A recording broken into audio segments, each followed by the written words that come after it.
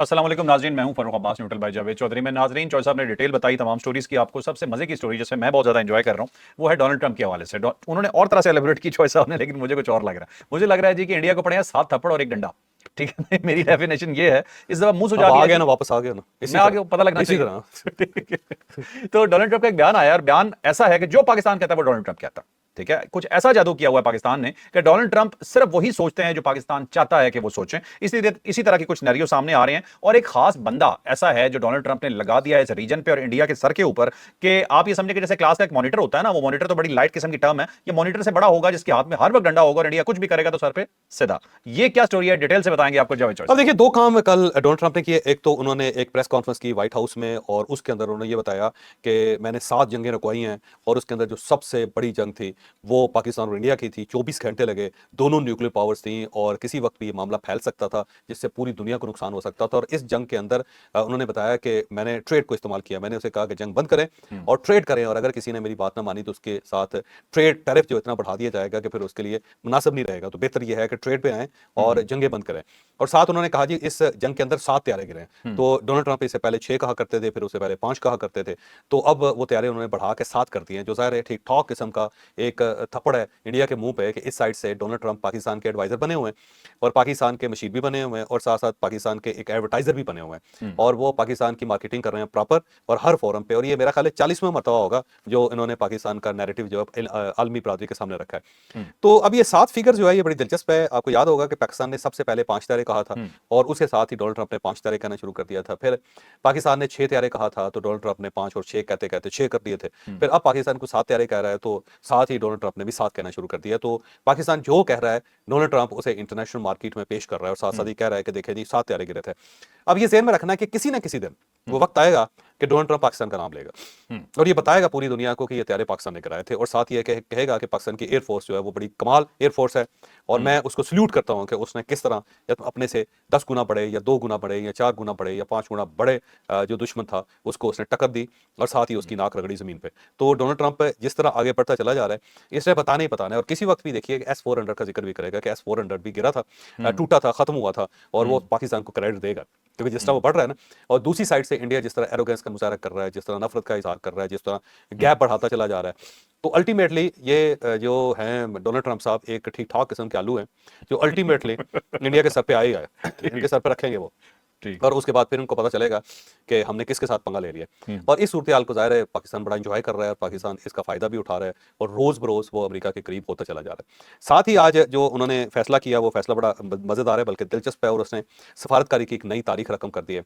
उनके एक एडवाइज़र हैं, बड़े करीब हैं, व्हाइट हाउस में उनके पास साथ रहे।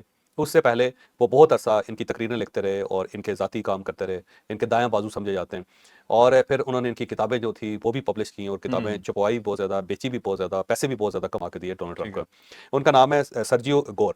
हम्म। अब ये सर्जियो गोर साहब जो हैं ये बेसिकली तो उज़्बेकिस्तान के रहने वाले हैं, बच्चे थे। इनके वालिद क्योंकि सिविल एविएशन इंजीनियर है और वो जहाज़ डिज़ाइन करते थे और उन्होंने रशिया के लिए जहाज़ डिज़ाइन किए थे, जंगी जहाज़ डिज़ाइन किए ठीक थे। है। फिर वो उज़्बेकिस्तान से 1986 में अमेरिका आ गए हम्म। और वहाँ पे ये उनका बेटा था, यहीं पे अमेरिका के अंदर ही पढ़ा और उसके बाद आहिस्ता-आहिस्ता वो डोनाल्ड ट्रंप के साथ जुड़ गया और फिर उसने बहुत खिदमत की इनके। तो अब अगर आपको थोड़ी-सी स्टोरी पीछे याद हो कि एलन मस्क का जिसके साथ फटा हुआ था व्हाइट हाउस के, वो यही साहब थे, सर्जियो गोर साहब। इसकी वजह से फारिग हुआ। इसकी वजह से फारिग हुए थे क्योंकि वो रोज़ डोनाल्ड ट्रंप को बताते थे कि ये बंदा जो ना गलत कर रहा है, इसने ये खराबी कर दी है, ये खराबी कर दी है। और अल्टीमेटली जो डोनाल्ड ट्रंप है, वो कायल हो गए कि वाक़ई एलन मस्क मेरे लिए खतरनाक है और ये बंदा जो कह रहा है ये मेरे साथ क्योंकि मुखलस है तो इसकी एडवाइस माननी चाहिए।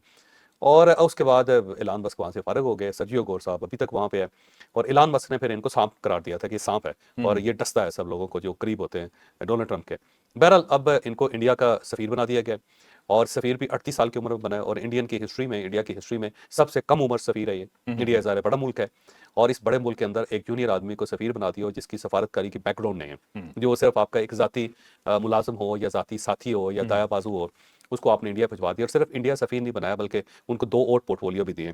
एक तो पूरा जो सेंट्रल एशिया वो इनके हवाले कर दिया और फिर जनूबी एशिया जो है इसका भी खसूसी एलची बना दिया गया। तो ठीक 3 है। इनके पास पोर्टफोलियो है। एक ये इंडिया के अंदर अमेरिका के सफ़ीर हैं, दूसरे ये सेंट्रल एशिया और जनूबी एशिया के खसूसी एलची हैं।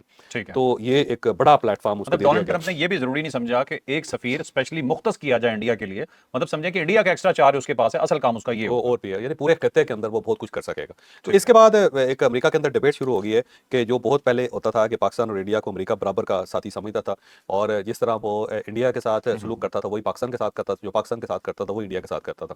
फिर ये तवाज़ुन बिगड़ गया और इंडिया के बहुत करीब हो गया और पाकिस्तान थोड़ा सा दूर हो गया अमेरिका से। तो अब दोबारा जो है वो बराबरी का सलूक अमेरिका ने करना शुरू कर दिया है, और बल्कि बराबरी में भी पाकिस्तान को थोड़ा सा ऊपर रखा जाता है। तो ये एक उनकी पॉलिसी के अंदर बहुत बड़ी शिफ्ट है जिसको पूरी दुनिया फील कर रही है। और इसके ऊपर इतने आर्टिकल लिखे गए अमेरिका में कि शायद ही पिछले दिनों, पिछले 2 4 5 10 साल के अंदर किसी और कौम के ऊपर या किसी और क़यादत के ऊपर इतने ज़्यादा आर्टिकल लिखे गए हों जो इस वक्त अमेरिका के अंदर लिखे जा रहे हैं। सही है। तो मेरा ख्याल ये है कि ये बहुत बड़ी तब्दीली है। एक तो तैयारी बढ़ गए हैं, और साथ साथ पाकिस्तान का जो नैरेटिव है उसको दे रहा है डोनाल्ड ट्रंप, बल्कि पाकिस्तान की मार्केटिंग कर रहा है, किसी वक्त पाकिस्तान का नाम भी ले लेना उन्होंने। दूसरा, उन्होंने सर्जियो गोर को वहाँ पे सफीर बना के भेज दिया और साथ उसको इख्तियारात में बहुत इजाफा कर दिया। और ये उनके बहुत करीबी साथी हैं डोनाल्ड ट्रंप के, तो अपना करीबी तीन साथी जो उन्होंने वो इंडिया के अंदर लगाया। तो इसका मतलब ये है कि डंडा है जो अल्टीमेटली मोदी के सर पे परसता रहेगा। और मुझे अब समझ नहीं आ रही कि इंडिया इसको कैसे एक्सेप्ट करेगा। हो सकता है इंडिया इसको एक्सेप्ट ही ना करे, इसके चांसेस भी हैं कि ठीक जब है। आप एक्सेप्ट ना करें तो फिर आप उसको सफीर नहीं नामजद कर सकते, क्योंकि जब किसी को नामजद किया जाता है तो दूसरा मुल्क उसको एक्सेप्ट करता है। अगर उसको एक्सेप्ट करेगा तो ठीक है, नहीं एक्सेप्ट करेगा तो नहीं। सही। फिर उसके बाद ये प्रोजेक्ट भी हो सकते हैं। अभी वैसे सेनेट के अंदर भी जाना है, वहाँ पे भी अप्रूवल होनी है इसकी।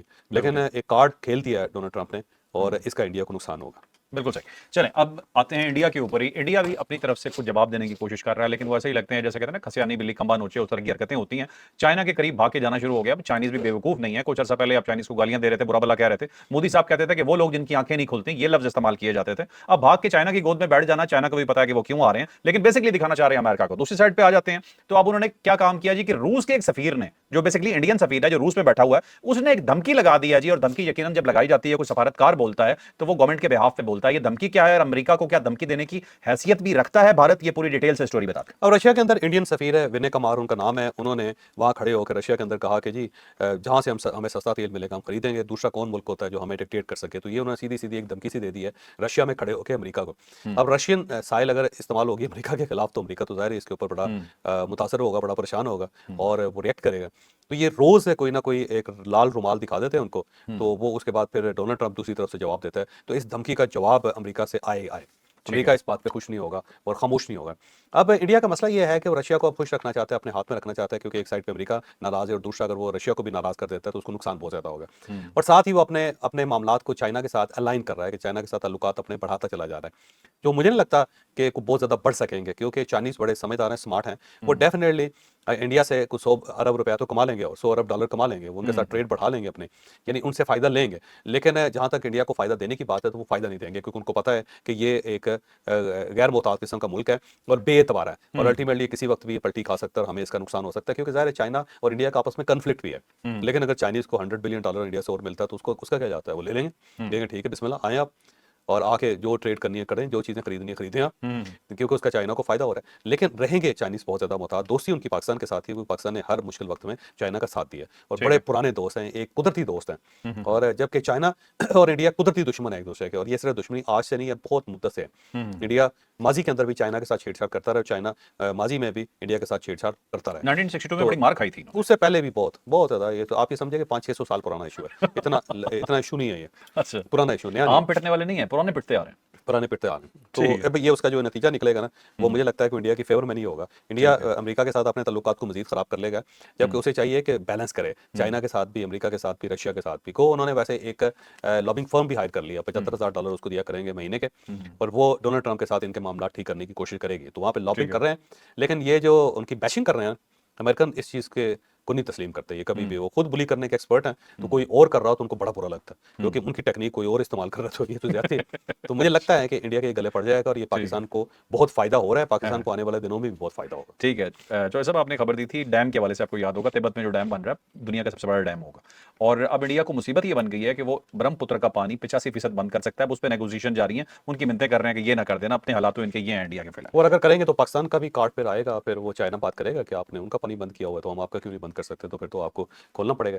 ये जो है ना इंडस वाटर ट्रीटी, ये दोबारा होगा ही होगा। इसने इसको मुअत्तल इंडिया ज़्यादा देर तक नहीं कर सकेगा। चल अल्टीमेटली इसका कोई ना कोई नतीजा निकलेगा और रिजल्ट आएगा और ये मसला हल होगा, इंडिया को करना पड़ेगा। ठीक है जी। तो इंडस वाटर ट्रीटी तो बेसिकली जो अना बना की जंग है सिर्फ मोदी की, इसके अलावा और कोई किस्सा नजर नहीं आता। इमरान खान साहब की स्टोरी करनी है, बहुत बड़ी स्टोरी नहीं है, कि उन्होंने न्यू बड़ा, नॉर्मल की तरफ आओ मैं इंडिया वही कहीं। कर रहा हूँ, हाँ। लेकिन बता रहा हूँ कि इमरान खान साहब की स्टोरी का वेट करेंगे, कौन सा बड़ा इल्जाम लगा दिया गया है। उसके बाद इस स्टोरी के बाद हम ये डिस्कस करेंगे। अभी हम आते हैं जी एक न्यू नॉर्मल पे, जो भारत स्टैब्लिश करने की कोशिश कर रहा है। एक न्यू नॉर्मल उसने पहले स्टैब्लिश करने की कोशिश की थी 7 से लेकर 10 तारीख तक, और वो न्यू नॉर्मल हमने उनका न्यू एब नॉर्मल बना दिया था। तो इस दफा का जो न्यू नॉर्मल है उसके साथ हम क्या करते हैं ये बताएंगे आपको इस स्टोरी में। अच्छा, ये जो न्यू नॉर्मल पैरा ने न्यू नॉर्मल का आपने जिक्र किया ना, इसके ऊपर एक बड़ी मजेदार सी इंफॉर्मेशन है, वो भी मैं आपके साथ शेयर करता हूँ। 2019 में जब इंडिया ने यहाँ पे बालाकोट के अंदर आके अटैक किया था, ऐसे ही किया था ना ऐसे ही। उन्होंने, उनके त्यारे आए और यहाँ पे बम गिरा के वो चले गए। हम्म।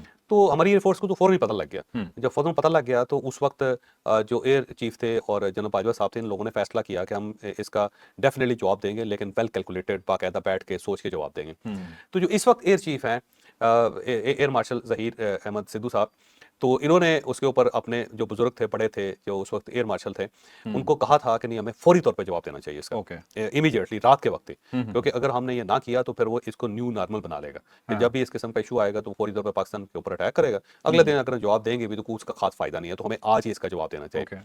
लेकिन उस वक्त क्योंकि ज़ाहिर है ये इनके हाथ में कमांड तो नहीं थी, लेकिन ये फैसला नहीं करवा सके, लेकिन उस वक्त भी इन्होंने बड़ा जोर लगाया था।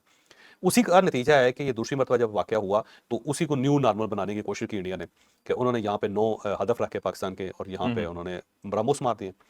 और साथ ही क्योंकि इस वक्त ये एयर चीफ थे, तो इन्होंने उसी वक्त जवाब दिया, क्योंकि ये सही। उसको उसका इंतजार नहीं कर सकते थे कि बाद में जवाब देंगे, क्योंकि फिर इंडिया ने न्यू नॉर्मल बना देना था, तो इन्होंने मुंह तोड़ दिया उनका। क्योंकि चंद मिनट में उनके त्यारे वापस उतर जाते वापस उतर अगर वो अटैक ना होता तो। हाँ, इन्होंने फौरी तौर पे एंगेज किया उनको। 1 घंटे की वो ठीक ठाक किस्म की लड़ाई हुई, 1 घंटे से कम की, और पूरी दुनिया के अंदर एक रिकॉर्ड कायम कर दिया उन्होंने। राफेल भी करा दिया, सब कुछ करा दिया उनका। और वो 7 त्यारे जिसका जिक्र कर रहा है डोनाल्ड ट्रंप, वो सारे के सारे उन्होंने उसको खड़का दिए। तो ये पाकिस्तान का कमाल था। अभी एक न्यू नॉर्मल बना रहा है इंडिया, और वो है इंडस टीटी से हवाले से। जब भी बारिशें होती हैं और सैलाब आते हैं इंडिया के अंदर, या पानी पड़ जाता है, तो पानी खोलता है वो, और दरिया झेलम के अंदर खोलता है, दरिया सतलज के अंदर खोलता है, नहीं दरिया झेलम के अंदर नहीं, माजूद चाहता हूँ, दरिया चनाब के अंदर खोलता है, दरिया सतलज के अंदर खोलता है, दरिया रावी के अंदर खोलता है।